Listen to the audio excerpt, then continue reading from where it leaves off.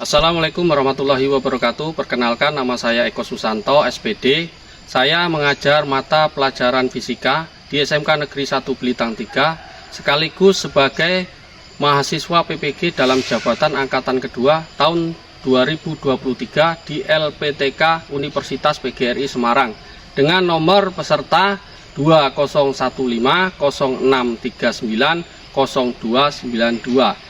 Hari ini Senin 4 Desember 2023 saya akan melaksanakan uji kinerja pembelajaran fisika di SMK Negeri 1 Belitang 3. Berikut ini video pembelajaran saya.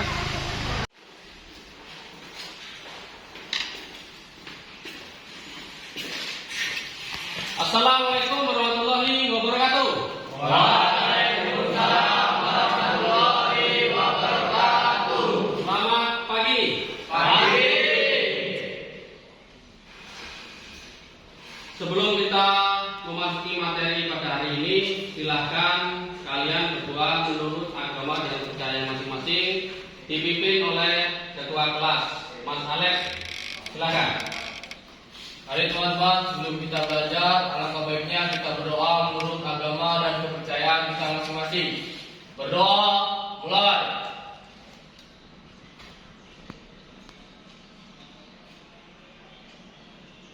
Berdoa, selesai. Terima kasih. Ya, mudah-mudahan kita diberikan kesehatan dan diberikan kelancaran pada pembelajaran hari ini. Sebelum melanjutkan materi, Bapak akan mengabsen kehadiran kalian. Apakah ada yang tidak hadir hari ini? Ya, alhamdulillah. Kita hadir semua untuk mengikuti pelajaran hari ini. Sebelum kita melanjutkan materi minggu ini atau hari ini, Bapak akan mengulas materi yang dibahas minggu lalu. Ya, minggu lalu kita membahas juga sama, yaitu alat ukur panjang, tapi di situ kita membahas yaitu meteran. Meteran apa itu meteran? Alat ukur. Alat untuk mengukur panjang benda. Di situ ada meteran, ya. Meteran biasa yang kita pakai yaitu meteran. Kalau di Jepang itu pakai meteran belum ya. Luas itu bisa mengukur panjang, ya, panjang. Kalaupun kita mau lebih panjang, kita pakai meteran yang menggunakan roll, ya. Oke, jadi sudah paham ya materi yang minggu lalu. Jadi kita akan bahas materi sekarang. Sebelum kita masuk ke materi, Bapak ada pertanyaan tematik, ya. Alat apa yang sering digunakan pada mekanik di bengkel? Terus? Nah, kalian paham juga ya, meteran dengan itu sering digunakan untuk mekanik. Untuk apa? Untuk mengukur benda-benda atau komponen-komponen yang ada di mesin. Tapi kalaupun kalian ya sudah mempunyai sepeda motor semuanya, kalian paham, pasti paham, ya. Itu ada namanya roda. Kalau roda itu berputar terus bergoyang, itu tandanya ada salah satu komponen yang rusak. Komponen yang rusak salah satunya adalah apa, nak? Ya, kelahar atau bearing. Ya, kelahar atau bearing. Nah, di situ apabila kita akan membeli kelahar atau bearing yang sesuai dengan ukuran apa yang sudah ada di motor kalian atau di roda kalian, supaya pas, tidak salah untuk membelinya, kita harus mengukurnya, ya. Alat apa yang bisa untuk mengukur diameter kelahar itu? Nah, itu jangka sorong. Jangka sorong itu alat untuk mengukur diameter luar dengan diameter dalam. Sebelum kita memasuki materi, ya, hari ini Bapak akan memperlihatkan atau memberikan tujuan-tujuan pembelajaran hari ini. Di sini ada tujuan. Yang pertama, siswa mengenal bagian-bagian jangka sorong. 2, siswa mampu menggunakan jangka sorong untuk mengukur benda dengan benar. 3. Siswa mampu membaca skala ukur pada jangka sorong. Jadi untuk selanjutnya, Bapak ada namanya materi pembelajaran atau media pembelajaran. Silakan lihat video berikut ini. Perhatikan apabila nanti ada tidak jelas, silakan tanyakan. Ya.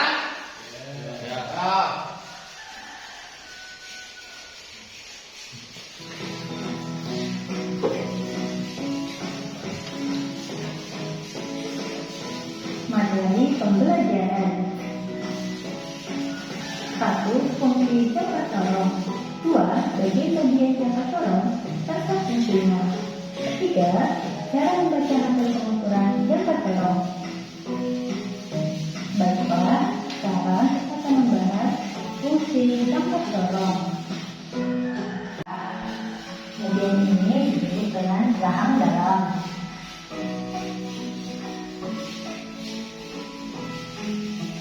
Selanjutnya, bagian ini disebut dengan rahang luar.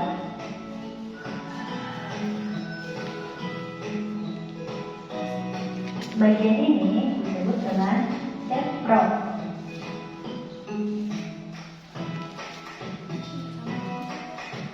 Untuk skala yang berada di bagian bawah disebut dengan skala utama dalam satuan cm. Sedangkan yang bagian atas merupakan skala utama dengan satuan in.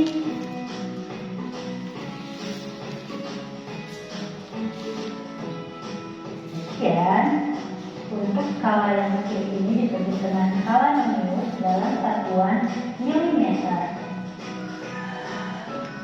Bagian ini disebut dengan skala Nonius dalam satuan in. Nah, bagian yang terakhir ini disebut dengan tombol komunikasi atau biasa disebut dengan komutan. Itu dia bagian-bagian dari jangka sorong. Berikut adalah bagian jangka sorong beserta fungsinya. Bagian jangka sorong yang pertama adalah rahang dalam, berfungsi untuk mengukur diameter luar serta ketebalan benda. Selanjutnya adalah rahang luar. Rahang luar berfungsi untuk mengukur diameter dalam suatu benda. Dan untuk selanjutnya, Bapak akan menampilkan poin-poin supaya kalian lebih paham ya. Itu di situ nanti ada namanya komponen-komponen dan cara penggunaan jangka sorong. Di sini ada yang namanya ya pokok pembahasan fungsi jangka sorong, bagian-bagian jangka sorong dan fungsinya, cara penggunaan jangka sorong, cara membaca jangka sorong. Kalian perlu diperhatikan di sini ya. Kalau fungsi jangka sorong harus paham. Namanya fungsi jangka sorong ya, itu ada kegunaannya ada 3 ya, untuk mengukur diameter dalam ya, luas dan untuk ketebalan atau kedalaman. Jadi di situ nanti kita harus paham benar bagian-bagian jangka sorong. Di sini bagian-bagian jangka sorong sekalian juga paham ya, mana yang untuk mengukur diameter luar itu rahang atas atau rahang bawah. Di situ kalau untuk mengukur diameter dalam itu adalah rahang atas, rahang bawah untuk mengukur diameter luar. Ekornya untuk mengukur kedalaman atau ketebalan. Paham ya? Terus di sini cara penggunaan jangka sorong, jangan sampai salah. Penggunaan jangka sorong di sini ya. Kalau penggunaan jangka sorong, nah seperti ini. Jangka sorong merupakan alat ukur linear langsung dengan ini skalanya ya. Jangka sorong banyak-banyak skalanya, ada 0,02, 0,01 tingkat ketelitiannya ya. Jadi ada yang sering kita pakai adalah 0,05 ya. Yang ada kita nanti yang kita pakai adalah 0,05.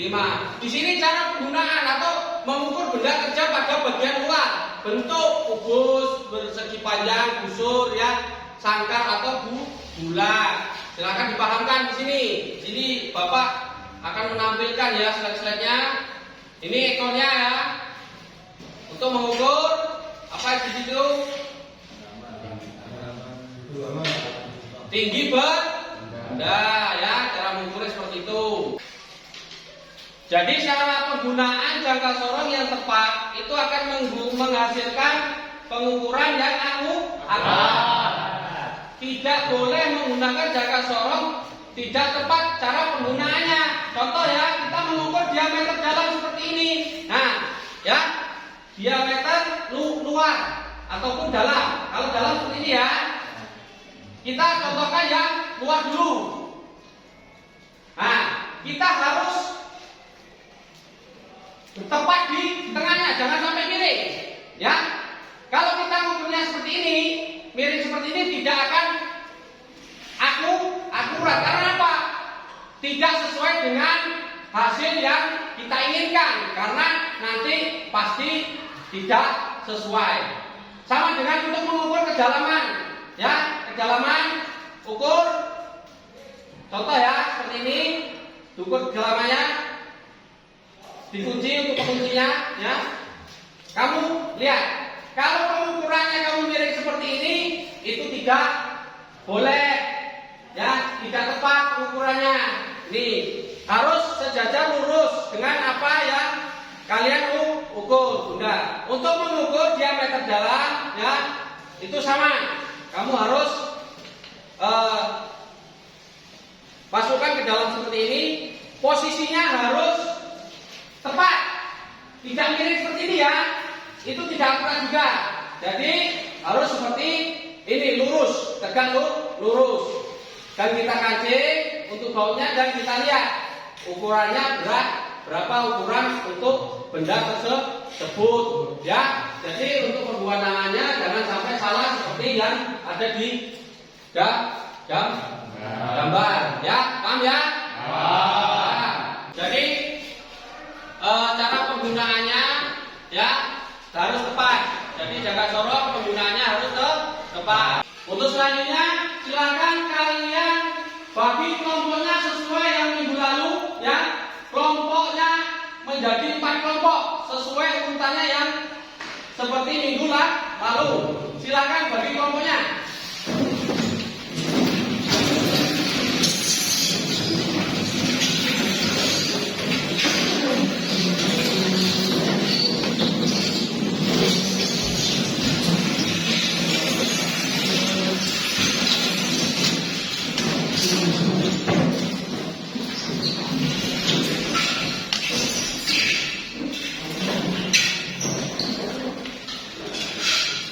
Sudah semuanya?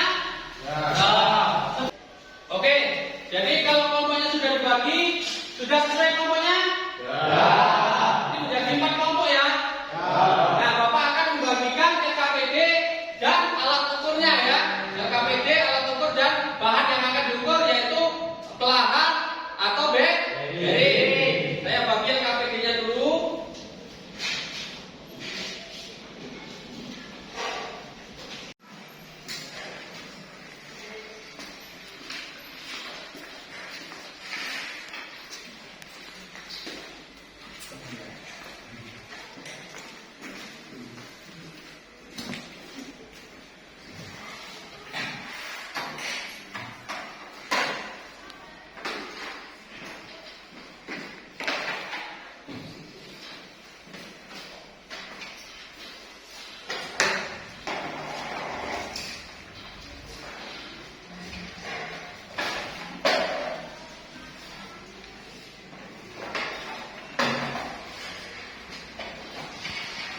Oke, jadi setelah kalian sudah saya bagi LKPD dan alat ukur beserta benda yang diukur, tolong nanti diperhatikan ya. Diperhatikan, Bapak akan memutar video cara penggunaan dan menghitung alat ukur ya. Rangkap biasanya. Ini hingga sini. Jumlahnya ada 20 garis. 1, 2, 3, 4, 5, 6, 7, 8, 9, 10, 11, 12, 13, 14, 15, 16, 17, 18, 19, 20. Dan selanjutnya di sini ada skala utama untuk pengukuran satuan inci. Dan di sini ada skala non-linearnya untuk pengukuran dengan satuan inci. Yang keempat ada deadcom atau ekor dari jangka sorong. Digunakan untuk mengukur kedalaman pada suatu benda kerja.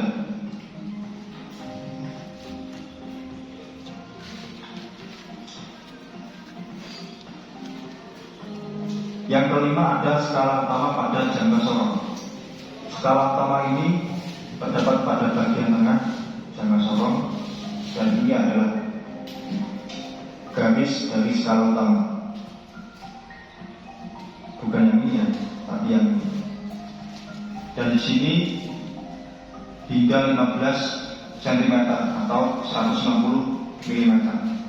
Cara membaca jangka sorong untuk pengukurannya yaitu sebagai acuan adalah 0 pada skala Nonius ini.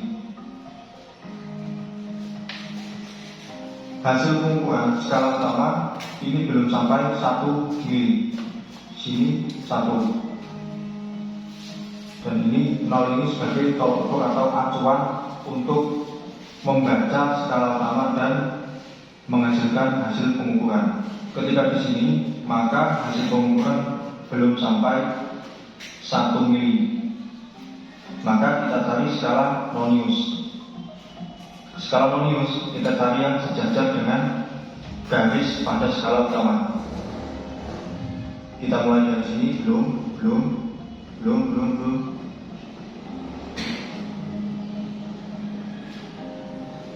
Dan yang sejajar adalah garis sehabis angka 7 ini. Untuk cara menghitungnya, kalau sudah terbiasa, ini angka 7 ini, dan di sini adalah setengahnya, berarti 75. Berarti hasil pengukurannya yaitu 0,75 mm. Untuk yang belum terbiasa, cara menghitungnya seperti ini. Jadi ini garis ke 1, 2, 3, 4, 5, 6, 7, 8, 9, 10, 11, 12, 13, 14, 15. 15 ini dikali 0,05, maka dihasilkan 0,75 mm. Jadi hasil pengukurannya 0,75 mm. Lanjut, hasil pengukuran skala utama sudah lebih dari 2 mili. Karena ini tadi sebagai acuannya, jadi kita tulis 2 mili, dan skala Noniusnya kita cari yang sejajar. Kita lakukan, jangan sampai keliru untuk membaca garis yang sejajar dengan garis skala utama. Dan ini yang sejajar adalah garis nomor 6 ini, atau garis ke 1, 2, 3, 4, 5, 6, 7, 8, 9, 10, 11, 12. Langsung dikali 0,05. Berarti hasilnya 2,6 mm. Selanjutnya, jika di garis 0 ini, skala Nonius ini sejajar dengan garis skala utama. Nah, setelah Bapak memutar video tadi, adakah pertanyaan? Ya. Jelas ya? Ya.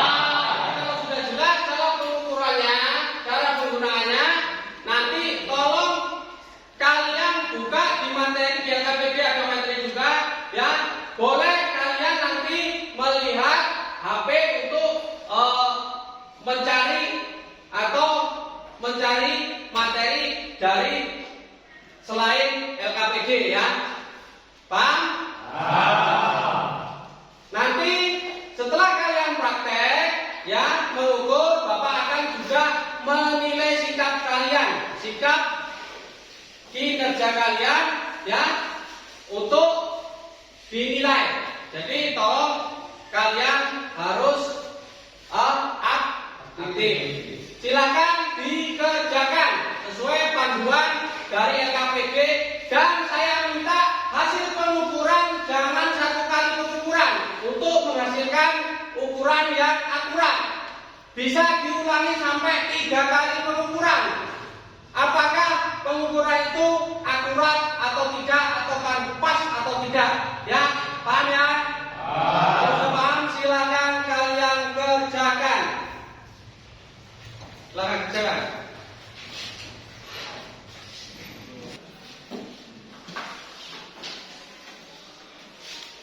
Nah, cara pengukurannya, ya, dilakukan sampai 3 kali, ya, jangan hanya 1 kali. Ini untuk mengukur diameter luar diameter dalam ya, rahang atas ya. Dan untuk ketebalan ini, taruhkan benda di sini, terus kamu kendorkan dan ini turunkan. Setelah itu kamu kancing, jangan lupa kancing untuk baut kancingnya ya. Baru kamu ukur skala Nonius dan utamanya berapa.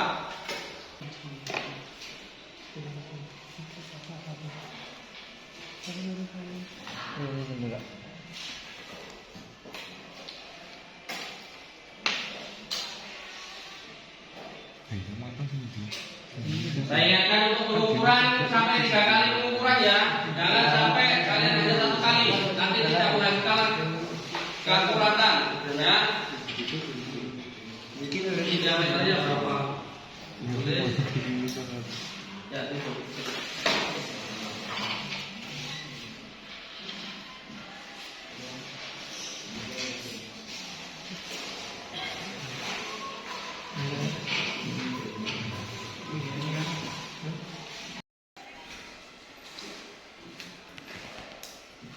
Ya, jadi untuk mengukur diameter dalam, diameter luar, ya kan? Untuk mengukur ketebalan kamu taruh saja di sini. Kamu turunkan seperti ini. Ya, ini diturunkan. Nah, seperti ini kamu kancing. Paham ya? Diangkat, dipegang. Seperti ini ya. Nah, jangan lupa pengikatnya. Ya, ini kamu ikat berapa hasilnya. Ya, kita tahu. Catat, kamu ukur untuk diameter dalamnya, ya. Kamu ikat lagi berapa ukurannya, ya. Catat, terus nanti untuk kedalaman kamu taruh di sini, ya. Kamu ikat berapa di sini, ya. Coba ulangi.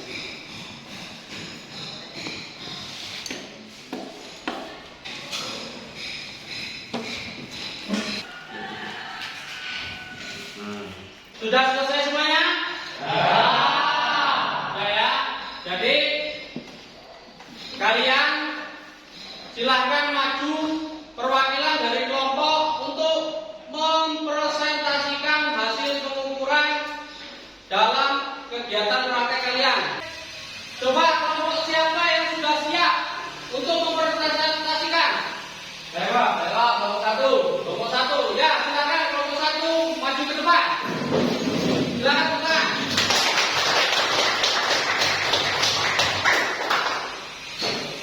Sebelumnya saya ucapkan Assalamualaikum warahmatullahi wabarakatuh. Baik, kami dari kelompok 1 yang terdiri dari saya, Alexander Tonang, dan teman saya Edi Setiawan. Saya Azhar Kurniawan dari kelas 10 TKS 1. Saya dari kelas 10 TKS 1. Kami di sini akan mempresentasikan tentang pengukuran jangka sorong, yaitu mengukur kelahar atau bearing. Hasil pengukuran diameter luar kelahar atau bearing dihasilkan skala utamanya adalah 32, skala Noniusnya 0,9. Jadi hasil pengukuran adalah 32,9 mm. Yang kedua, hasil pengukuran diameter dalam kelahar atau bearing dihasilkan skala utama yaitu 13, skala Nonius 02. Jadi hasil pengukuran adalah 13,2 mm. Dan yang ketiga, hasil pengukuran kedalaman kelahar atau bearing dihasilkan skala utama 10, skala Nonius 0. Jadi hasil pengukuran adalah 10 mm.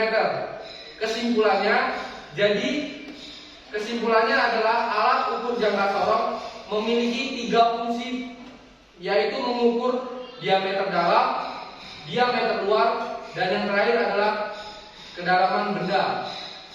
Baik, sekian presentasi dari kami dari kelompok 1 dari kelas 10 TKS 1. Saya ucapkan wassalamualaikum warahmatullahi wabarakatuh. Waalaikumsalam warahmatullahi wabarakatuh.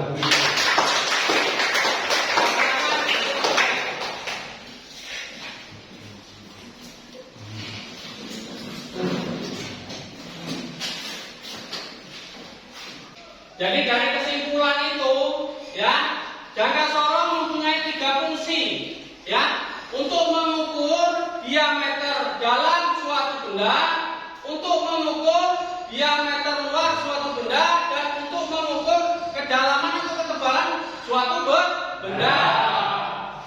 Ada yang belum paham dengan ini semuanya? Paham? Kalau sudah paham, Bapak akan memberikan soal evaluasi untuk mengetahui tingkat pengetahuan kalian dari pembelajaran hari ini. Ya, saya kasih waktu 10 menit dikerjakan. Setelah itu baru dikumpulkan.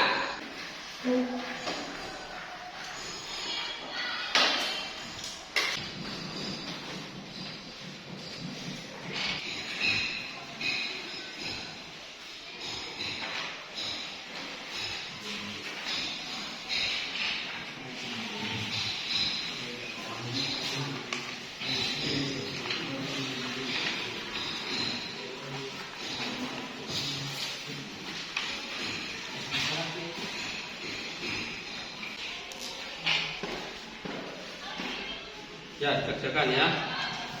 Teliti soalnya.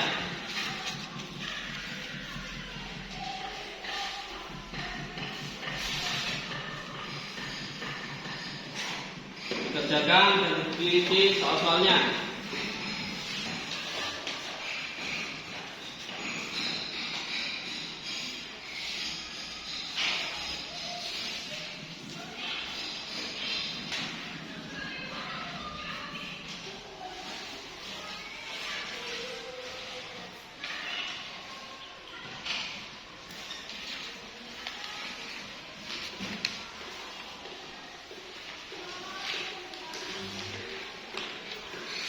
Sudah selesai semuanya?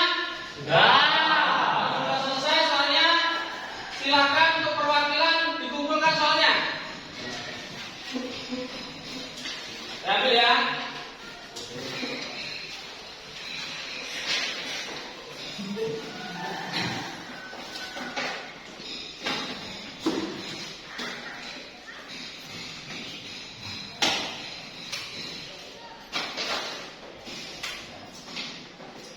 Oke, menurut kalian dari materi hari ini pembelajaran apa yang sudah kalian dapatkan?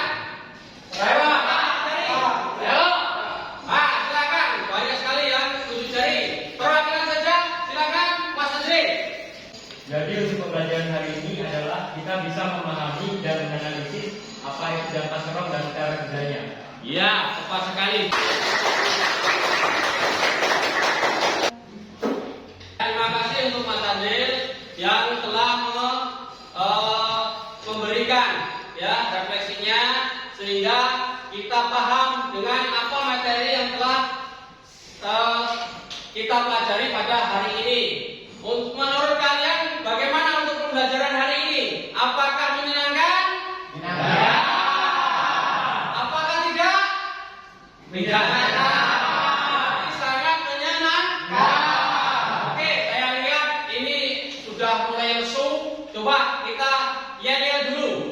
SMK bisa. SMK hebat. SMK bisa.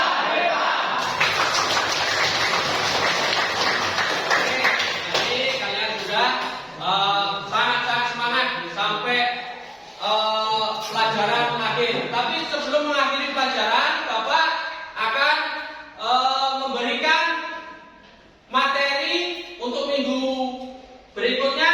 Berarti materi untuk minggu berikutnya adalah alat ukur juga, tapi mengenai mikrometer sepro. Paham? Jadi untuk minggu berikutnya, untuk pertemuan minggu berikutnya adalah untuk membahas materi mikrometer sepro. Jadi sebelum mengakhiri pelajaran hari ini, silakan untuk Mas Alex sebagai ketua kelas memimpin doa sebelum kita pulang. Silakan Mas Alex. Mari teman-teman, sebelum kita pulang, alangkah baiknya kita berdoa menurut agama dan kepercayaan kita masing-masing. Berdoa, mulai.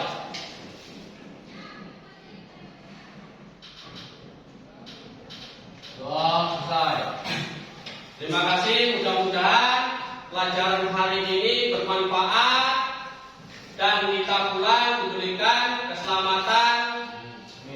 Allahumma amin. Itu saja pelajaran yang dapat Bapak sampaikan pada hari ini. Saya akhiri. Wassalamualaikum warahmatullahi wabarakatuh. Waalaikumsalam warahmatullahi wabarakatuh. SMK Bisa.